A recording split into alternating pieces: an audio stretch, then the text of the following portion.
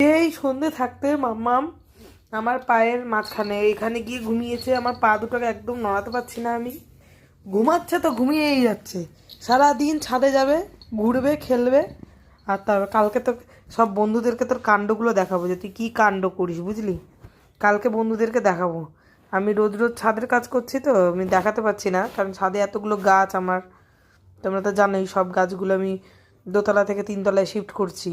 আর পরিষ্কার পরিচ্ছন্ন চলছে বাড়িতে। সবে মাত্র রঙের কাজ আর এদিকে যা কলের কাজ ছিল এগুলো সব শেষ হলো সবে মাত্র। তো যার জন্যে আমি পাচ্ছিলাম না, কিছুদিন সময়ও পাইনি, ভিডিও ছাড়িনি। আর তারপরে তো মাম্মাম আছেই, সারাটা দিন বদমাইশি, দৌড়াদৌড়ি ছাদে। আর আমরা কিন্তু আমাদের ফ্যামিলিতে নতুন মেম্বার নিয়ে এসেছি, তো তোমাদেরকে দেখাইনি। আমরা অবশ্যই নতুন মেম্বারদের সাথে তোমাদের কালকেই দেখা করাবো, তাই তো?